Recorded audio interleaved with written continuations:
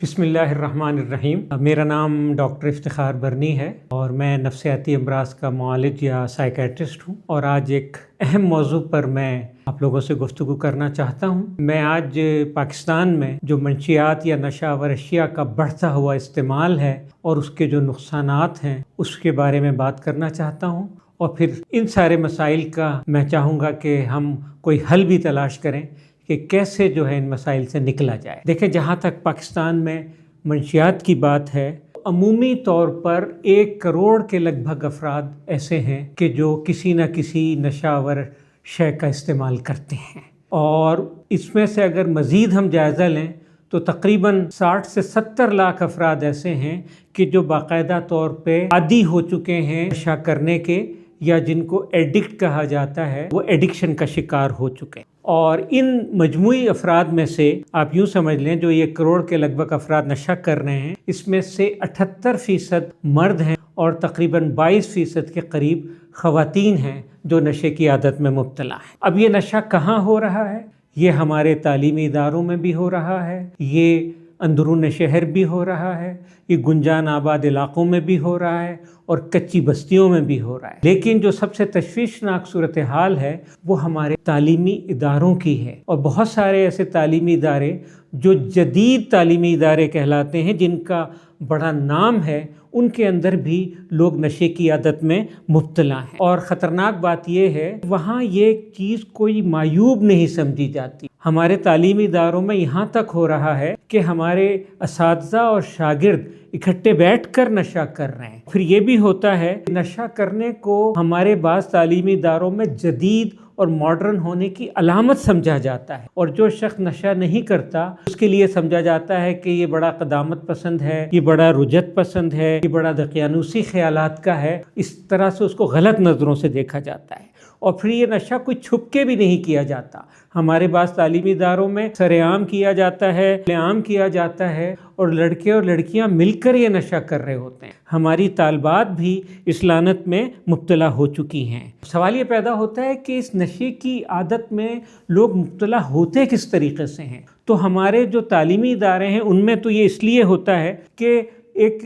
بچے کے اگر باقی دوست یہی کام کر رہے ہیں تو وہ اس کی دیکھا دیکھی یا ان کے کہنے پہ وہ بچہ بھی یہ کام شروع کر دیتا ہے، وہ نوجوان بھی یہ کام شروع کر دیتا ہے، اور پھر ان نشہ آور اشیاء کو بیچنے کے لیے، خرید و فروخت کے لیے بھی نوجوانوں کو استعمال کیا جاتا ہے اور بچوں کو استعمال کیا جاتا ہے۔ اس طرح سے یہ لعنت کم ہونے کی بجائے بڑھتی چلی جا رہی ہے۔ اور پھر اگر ہم اپنے شہروں کی بات کریں، گاؤں کی بات کریں، کچی آبادیوں کی بات کریں، اندرون شہر کی اور محلوں کی بات کریں، تو یہ نشے کی لعنت ہر جگہ پہنچ چکی ہے، اور اس کی وجہ سے ہمارا ملک جو ہے وہ ترقی کے راستے پر صحیح طور پر گامزن نہیں ہو سکا۔ کوئی بھی ملک اس وقت تک ترقی نہیں کر سکتا جب تک وہاں پر رہنے والے لوگ جو ہیں نشے کی عادت سے دور نہیں جائیں گے اور غلط انداز میں اپنی زندگی گزارتے رہیں گے، نفسیاتی امراض میں مبتلا رہیں گے، اور معاشرے کے صحت مند افراد نہیں بنیں گے، تو ظاہر ہے کہ وہ ملک ترقی نہیں کر سکتا۔ اس موقع پر میں سمجھتا ہوں کہ ہمیں یہ بھی پتہ ہونا چاہیے کہ کون کون سے نشے ہیں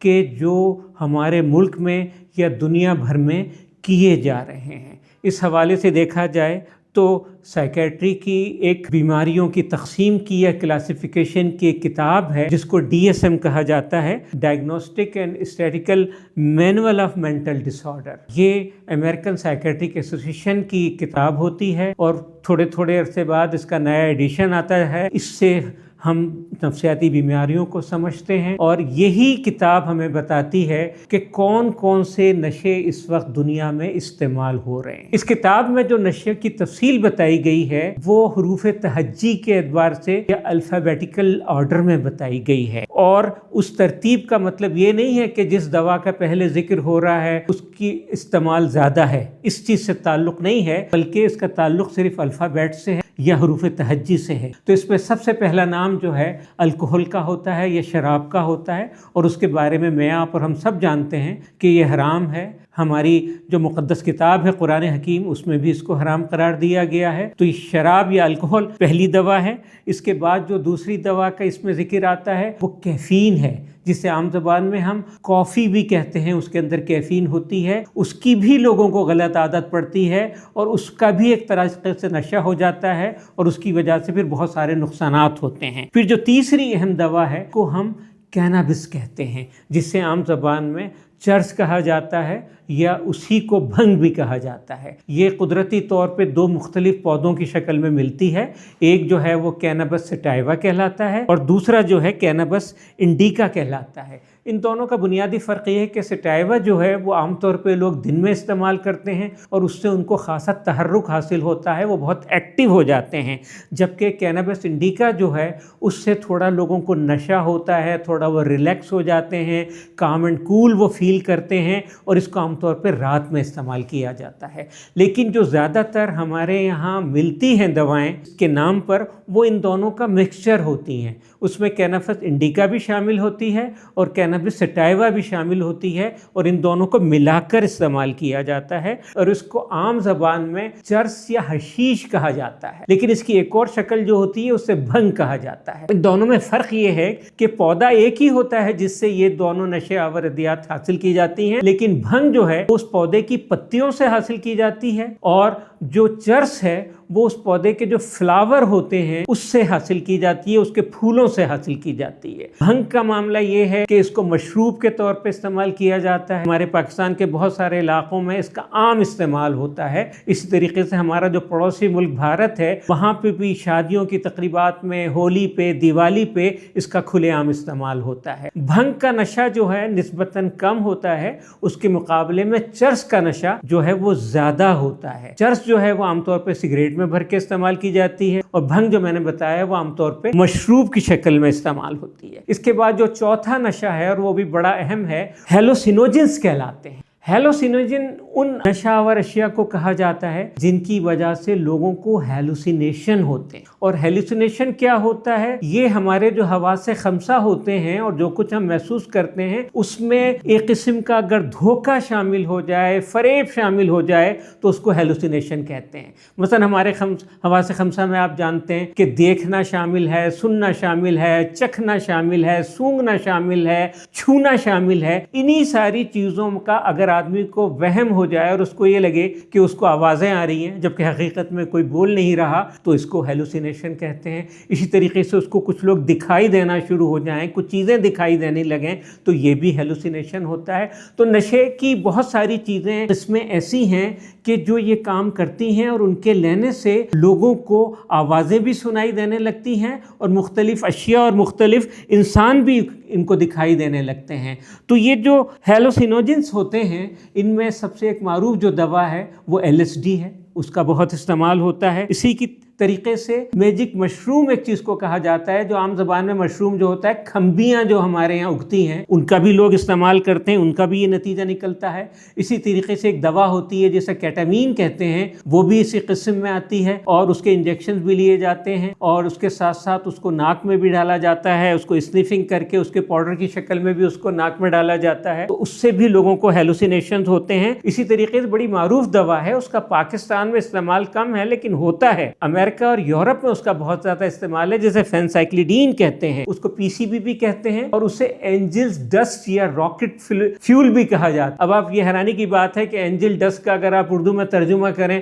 تو بنے گا کہ خاک ملائکہ، یعنی فرشتوں کی خاک یا دھول۔ یہ بڑا عجیب سا ترجمہ ہے لیکن یہ نام وہاں پر استعمال ہوتا ہے۔ یہ فینسائکلیڈین بھی یہی کام کرتی ہے اور اس سے لوگوں کو جو ہے مختلف ہیلوسینیشن ہونے لگتے ہیں اور ایک قسم کی مدہوشی کی کیفیت بھی ان کے اوپر طاری ہوتی ہے۔ پھر اس کے بعد جو 5ویں نمبر پر دوا اس کلاسیفیکیشن میں آتی ہے ان کو انہیلینٹس کہا جاتا ہے۔ انہیلینٹ کا مطلب ہوتا ہے وہ چیزیں جن کو سونگھ کر آدمی لذت حاصل کرتا ہے اور اس کو مزہ آتا ہے۔ اس میں آپ دیکھیں کہ بہت سارے مختلف گلوز ہیں، بہت سارے بانڈز ہیں، ایڈہیسو قسم کی اشیاء ہیں جو چپکانے کے لیے، لوگوں کو جوڑنے کے لیے، چیزوں کو توڑ پھوڑ سے بچانے کے لیے اور ان کو جوڑنے کے لیے استعمال ہوتی ہیں۔ اور اسی طریقے سے بہت سارے کہنا چاہیے کہ سولوینٹس ہیں، یعنی ایسے مائع یا لیکوڈس ہیں کہ جن کو سونگھ کر لوگ نشہ حاصل کرتے ہیں، اور ان میں سب سے اہم اور مشہور چیز جو ہے پیٹرول ہے۔ لوگ پیٹرول کو سونگھ کر نشہ حاصل کرتے ہیں۔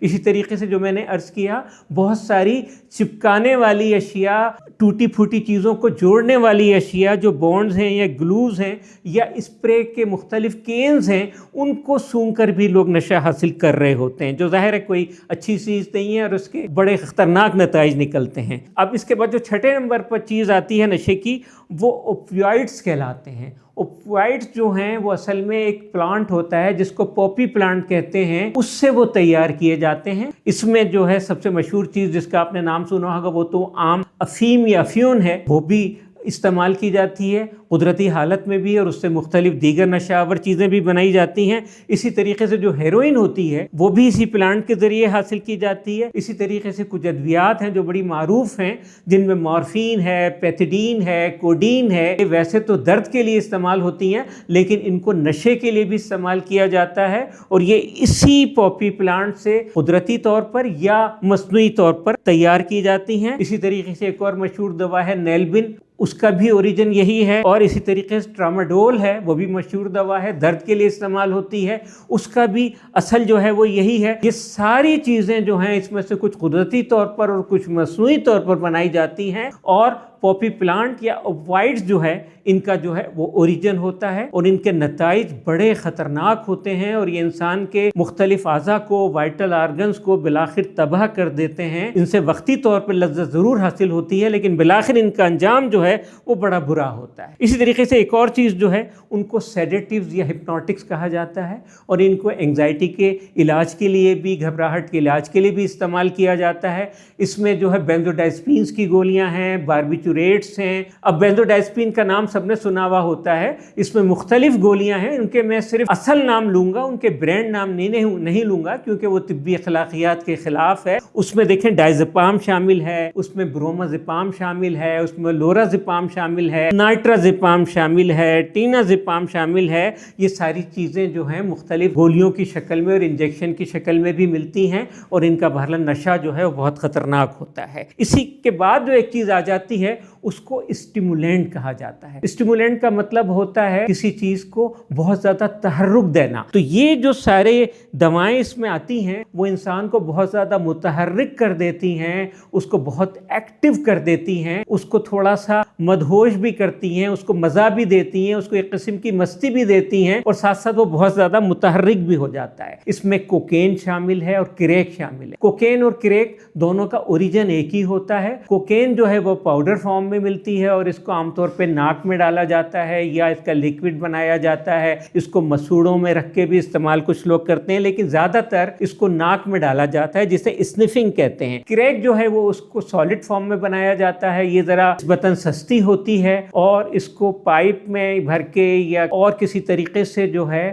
جس طرح سگریٹ پی جاتی ہے اس طریقے سے اس کو استعمال کیا جاتا ہے، اور اس کو جب جلایا جاتا ہے تو کچھ کریکلنگ قسم کی ایک آواز آتی ہے، اسی لیے اس کا نام کریک رکھا گیا ہے۔ یہ نسبتاً سستی ہوتی ہے۔ یہ دونوں نشے پاکستان میں استعمال ہوتے ہیں۔ اسی طریقے سے ایمفیٹامین ہے، یہ ویسے تو دوا جو ہے بہت اچھے کاموں کے لیے بھی استعمال ہوتی ہے، لیکن نشے کے لیے بھی استعمال ہوتی ہے۔ اسی طریقے سے آئس کا نام آپ سب نے سنا ہے، جس کو کرسٹل میتھ کہا جاتا ہے، وہ بھی اسی کلاسیفیکیشن میں آتی ہے۔ اسی طریقے سے ایم ڈی ایم اے ایک چیز کہلاتی ہے، جسے عام زبان میں ہم ڈانسنگ پلز کہتے ہیں یا ہیپی پلز کہتے ہیں۔ اس کو لے کے لوگ بہت متحرک بھی ہوتے ہیں، بہت خوش بھی ہوتے ہیں، اور ڈانس بھی کرنا شروع کر دیتے ہیں۔ اس کا استعمال بھی پاکستان میں آج کل بڑی کثرت سے ہو رہا ہے۔ اس کے بعد آپ حیران ہوں گے کہ نشے میں جو چیز شامل آتی ہے وہ ہے ٹوبیکو، یا جسے نکوٹین کہتے ہیں، تمباکو عام زبان میں جسے کہا جاتا ہے۔ یہ چاہے پاؤچز کی شکل میں ہو، ساشے کی فارم میں ہو،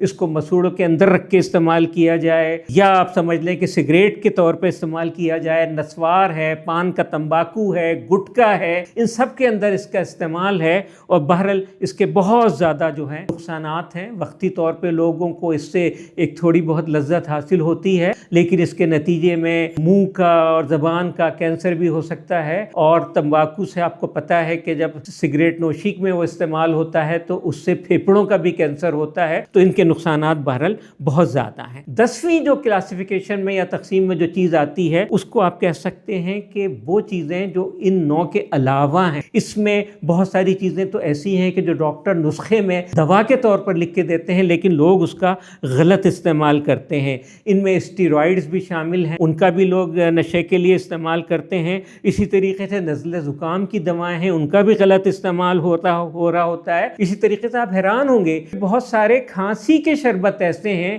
کہ لوگ ان کو نشے کے لیے استعمال کرتے ہیں۔ جب ان کو ہیروئن نہیں مل رہی ہوتی، جب آئس نہیں مل رہی ہوتی، تو وہ کھانسی کے مختلف شربتوں کی 6 8 بوتلیں چڑھا جاتے ہیں، ان کو پی جاتے ہیں اور اس سے وہ ایک قسم کی لذت حاصل کرتے ہیں۔ تو ان کا بھی بہرحال غلط استعمال ہوتا ہے۔ اب میں ایک اہم بات جو بتانا چاہتا ہوں وہ یہ ہے کہ جو نشہ کرنے والے لوگ ہیں یہ مختلف کیفیات سے گزر، ان کیفیات کا یا ان مراحل کا ہمیں علم ہونا چاہیے، اور اس سے یہ سارے ہی نشہ کرنے والے لوگ کسی نہ کسی شکل میں گزر رہے ہوتے ہیں۔ تو اس کا جو پہلا مرحلہ ہوتا ہے اسے آپ سمجھ لیں کہ پری کنٹمپلیشن کہتے ہیں، اور یہ مرحلہ ایک قسم کا انکار کا مرحلہ ہوتا ہے کہ آدمی نشہ کر رہا ہوتا ہے لیکن وہ اس کو اس سے آگاہی نہیں ہوتی، یا وہ اس کا انکار کر رہا ہوتا ہے، ایک قسم کے ڈینائل کے فیز میں ہوتا ہے، اور وہ اس کو مسئلہ ماننے سے انکار کرتا ہے اور کسی بھی حال میں چھوڑنے پہ تیار نہیں ہوتا۔ دوسرا جو مرحلہ کہلاتا ہے وہ کنٹمپلیشن کہلاتا ہے۔ یہ مرحلہ آگاہی کا ہوتا ہے، مریض کو پتا ہوتا ہے کہ وہ نشہ کر رہا ہے، اس کو مسئلہ مانتا ہے، لیکن وہ اس مسئلے کا حل نہیں تلاش کرتا بلکہ اس مسئلے کا وہ جواز تلاش کرتا ہے، اس کو وہ جسٹیفائی کرنے کی کوشش کرتا ہے اور اپنی حالت کو وہ تبدیل نہیں کرنا چاہتا۔ ہمارے یہاں نشے کرنے والوں کی جو اکثریت ہے وہ انہی 2 مراحل سے تعلق رکھتی ہے کہ یا تو وہ مسئلے کا انکار کرتے ہیں یا پھر وہ مسئلہ مانتے ہیں لیکن اس کو وہ جسٹیفائی کرتے ہیں، اس کا دفاع کرتے ہیں اور کسی حال میں بھی اس کو چھوڑنا نہیں چاہتے۔ اور بدقسمتی سے انہی قسم کے جو مریض ہیں ان کو جو ہے مختلف ہسپتالوں میں اور بحالی نشے کے مراکز میں داخل کیا جاتا ہے، اور ظاہر ہے کہ وہ ان لوگوں کی نیت نہیں ہوتی ہے چھوڑنے کی، وہ گھر والوں کی وجہ سے مجبور ہو کر یا زبردستی داخل کر دیے جاتے ہیں، اس لیے علاج ہونے کے باوجود جو ہے وہ اس نشے کی عادت کو چھوڑتے نہیں ہیں۔ آپ حیران ہوں گے کہ میں نے ایک ایسا مریض دیکھا کہ جو ایک نشے کے مرکز پہ باقاعدہ کام کر رہا تھا، بظاہر وہ ٹھیک ہو چکا تھا اور نشہ چھوڑ چکا تھا، اور ان کے ایک قسم کے اسٹاف ممبر کے طور پہ کام کر رہا تھا، ان کے عملے میں شامل تھا۔ 1-2 سال اس طریقے سے گزرے، پھر ایک دن پتہ چلا کہ وہ غائب ہو چکا ہے۔ اس کو بہت ڈھونڈا گیا، وہ نہیں ملا، تو کچھ دنوں کے بعد، یہ میں کراچی کی بات کر رہا ہوں، تو وہ ایک کوڑے کے ڈھیر پر ملا اور وہ دوبارہ سے ہیروئن لینا شروع کر چکا تھا، اس لیے کہ اس نے اندر سے اپنی اصلاح نہیں کی تھی۔ اسی طریقے سے ایک مریض یہاں اسلام آباد میں ایک سینٹر پہ جاتا ہوں، اسلام آباد پنڈی کے کچھ میں ریہیب سینٹرز پہ کام کرتا ہوں، وہ شخص ایسا ہے کہ جو 150 سے زیادہ مرتبہ علاج کرا چکا ہے، اور صرف ایک سینٹر پہ اس کا علاج 100 سے زیادہ مرتبہ ہو چکا ہے، اور اس سینٹر والوں نے اس سے بالآخر یہ کہا کہ تم اپنی سینچری پوری کر چکے ہو، اس لیے اب اس سینٹر پہ تمہارے آنے کی گنجائش نہیں۔ اب وہ دوسرے سینٹروں پہ جا کے علاج کر رہا ہے، لیکن مستقل طور پر وہ چھوڑنے کے لیے آمادہ نہیں ہے۔ تو اصل چیز یہی ہے کہ یہ جو 2 مرحلے ہیں ان سے لوگوں کو نکالنے کی ضرورت ہوتی ہے، ایک انکار کا مسئلہ اور دوسرا جو ہے مسئلہ نہ ماننا اور اس کے لیے جواز تلاش کرنا۔ مسئلے کو مان لیں، تسلیم کر لیں، لیکن جواز تلاش کریں کہ ہم اس لیے نشہ کرتے ہیں اور ہم اس کو چھوڑ نہیں سکتے، یہ حالات کی وجہ سے ہم مجبور ہیں۔ اچھا، جو تیسرا ان لوگوں کا مرحلہ ہوتا ہے وہ پریپریشن کا مرحلہ ہوتا ہے۔ یہ وہ لوگ ہیں کہ جو تبدیلی کے لیے آمادہ ہو جاتے ہیں، وہ نشے کو چھوڑنا چاہتے ہیں، اس کے لیے پھر وہ ہلکے پھلے اقدامات بھی لیتے ہیں، لیکن باقاعدہ طور پہ ان کا علاج اس وقت شروع نہیں ہوتا، وہ معالج ضرور تلاش کر رہے ہوتے ہیں۔ پھر اس کے بعد چوتھا مرحلہ ایکشن کا مرحلہ ہوتا ہے، عمل کا مرحلہ ہوتا ہے۔ یہ لوگ باقاعدہ طور پہ علاج شروع کرتے ہیں، اپنے جینے کے انداز میں، اپنے لائف اسٹائل میں تبدیلی لاتے ہیں اور نشے سے دوری کا پھر اہتمام کرتے ہیں۔ ہیں۔ پھر اسی مرحلے کے بعد 5واں مرحلہ جو ہے وہ استحکام کا مرحلہ ہے کہ یہ لوگ جو نشہ چھوڑ چکے ہیں وہ اس حالت کو برقرار رکھیں، اس حالت کو وہ استحکام بخشیں، اپنی مثبت تبدیلی کو وہ لے کر آگے بڑھیں اور دوبارہ نشے کی طرف، اس بری عادت اور لعنت کی طرف نہ جائیں۔ نئی جو زندگی ہے اس کی راہ پر وہ گامزن رہیں اور ارادے، ہمت اور حوصلے کے ساتھ ان کے ساتھ تعاون بھی کیا جائے اور ان کو لے کر آگے چلا جائے۔ یہ بڑا اہم مرحلہ ہوتا ہے۔ اب اس کے بعد ایک اور مرحلہ جو بدقسمتی سے بعض اوقات آتا ہے وہ ریلیپس کا مرحلہ ہے۔ اس میں یعنی بگاڑ کرنا، اس چیز کی طرف دوبارہ مراجعت کرنا اور اس عادت کی طرف دوبارہ چلے جانا، یعنی لوگ دوبارہ سے نشہ شروع کر دیتے ہیں اور پرانے مراحل کی طرف دوبارہ سے لوٹ جاتے ہیں۔ میں اسے ان کی ناکامی نہیں کہوں گا، یہ ایک وقتی طور پر انہوں نے ضرور اس عادت کو دوبارہ شروع کیا، لیکن ان کو نئے سرے سے حوصلہ دینے کی ضرورت ہے، ان کے دوبارہ سے علاج کی ضرورت ہے اور ان کے ساتھ تعاون کرنے کی ضرورت ہے، تو ان کو دوبارہ سے صحیح راستے پر لایا جا سکتا ہے۔ میں آخر میں صرف مختصر طور پہ جو علاج ہوتا ہے اس کے مراحل آپ کو بتا دیتا ہوں۔ وہ عام طور پہ 4 مراحل ہوتے ہیں۔ اس میں سے پہلا مرحلہ جو ہے وہ ڈیٹاکسیفیکیشن کہلاتا ہے، جسے عام زبان میں ڈیٹاکس کرنا ہم کہہ دیتے ہیں۔ یہ علاج کا آغاز ہوتا ہے اور اس میں ادویات کے ذریعے ان ساری شکایتوں کا تدارک کیا جاتا ہے کہ جب نشے کی عادت آدمی چھوڑتا ہے تو اس کے اندر کوئی جسمانی طور پر یا ذہنی طور پر شکایتیں پیدا ہوتی ہیں جن کو وڈرال سمٹم کہا جاتا ہے۔ ان سے بچانے کا ان کو جو ہے دوائیں دی جاتی ہیں، اس کو ڈیٹاکسیفیکیشن کہتے ہیں۔ اس کے بعد جو اگلا مرحلہ ہوتا ہے وہ اس کو ہم ارلی ریکوری یا بیہیورل تھراپی کی طرف لے کر جاتے ہیں، اور اس کا مقصد یہ ہوتا ہے کہ ان سے بھرپور گفتگو کی جائے، ان کے مسائل کو سمجھا جائے، ان کو بھی سمجھایا جائے اور ان مسائل کی جو وجوہات بنتی ہیں ان پر قابو پایا جائے، اور اس کے لیے ان کی جو ہے انفرادی طور پر بھی ان سے بات کی جائے، گروپ کی شکل میں بھی ان سے بات کی جائے اور ان کے خاندان کے ساتھ بھی بات کی جائے، یعنی انڈیویجول سائیکو تھراپی بھی ہو جائے گی، گروپ تھراپی بھی ہو جائے گی اور فیملی تھراپی بھی، یہ سب کچھ ہونا چاہیے۔ اور یہی وہ موقع ہوتا ہے کہ جب ان کو یہ احساس دلایا جائے کہ ان کی زندگی کا مقصد کیا ہے، اور ان کو دین کی طرف بھی مائل کیا جائے، دین کی طرف بھی ان کو رغبت دلائی جائے، اور جب ان کو اپنی زندگی کا حقیقی مقصد پتہ چلے اور وہ اس طرف جائیں اور دین کے حوالے سے اچھی زندگی گزاریں، تو پھر ایسے لوگوں سے توقع کی جا سکتی ہے کہ وہ دوبارہ نشے کی لعنت کی طرف نہیں جائیں گے۔ جو علاج کا تیسرا مرحلہ ہوتا ہے میڈیکیشن اسسٹڈ ٹریٹمنٹ کہلاتا ہے، یعنی MAT۔ اس میں ہوتا یہ ہے کہ گفتگو اور نصیحت کے ساتھ، سائیکو تھراپی کے ساتھ ادویات کا بھی استعمال کیا جاتا ہے۔ نشے کی جو طلب ہوتی ہے جسے کریونگ کہا جاتا ہے، اس سے بھی نجات حاصل کرنے کی کوشش کی جاتی ہے، اور نشے کی وجہ سے بہت سارے جو دیگر عارضے یا عوارض جو ہے انسان کو لاحق ہو جاتے ہیں، جس میں انگزائٹی ہے، ڈپریشن ہے، بعض اوقات سائیکوسس ہوتا ہے، ان ساری چیزوں کا بھی علاج کیا جاتا ہے اور ان کی ادویات بھی ساتھ ساتھ دی جاتی ہیں۔ جو آخری اہم یا چوتھا مرحلہ ہے وہ لانگ ٹرم ریکوری یا آفٹر کیئر کا مرحلہ کہلاتا ہے، اور اس کا مقصد یہ ہوتا ہے کہ علاج کے بعد بھی مریض کو تنہا نہ چھوڑا جائے، اس کے ساتھ مستقل طور پر تعاون کیا جائے، اس کے ساتھ وقفے وقفے سے گفتگو کی جائے، سائیکو تھراپی کی جائے، کونسلنگ کی جائے، اس کو نصیحت کی جائے،